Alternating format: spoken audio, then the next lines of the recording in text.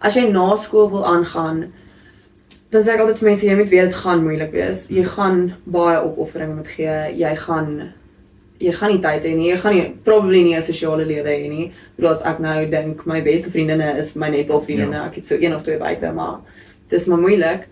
Ek dink, dit is wel 'n baie goeie ding om te doen, maar dit is moeilik, veral as vrouens. Ek het vroeër vir Herman gesê, obviously ek wil eendag 'n familie hê en ek wil eendag 'n man hê, asseblief. Dis op die regte pad, jy het 'n kerel, dis se begin. Ek wil nie alleen uit word nie. En ek dink Herman het sê ek ken nie om nie. Ek geniet my geselskap, my eie geselskap meer as enigiemand anders, so ek maak meer. nee, maar ek dink met die netbal is dit moeilik.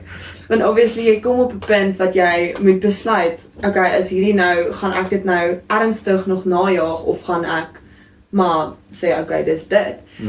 En ek dink as mens nog op universiteit is, dan is dit nog half maklik om alles te balanseer, want jy swat nog, jy hoef nog nie 'n werk te kry nie, jy's nog 'n student. Jy moet nog steeds iets hê buite dit wat jou gelukkig maak en wat jy kan doen, want die sport gaan nie altyd soos rewarding wees nie. Jy gaan baie keer 'n besering kry, dan sit jy vir 5 maande en wanneer dan kan jy nie oefen nie, dan kan jy nie speel nie.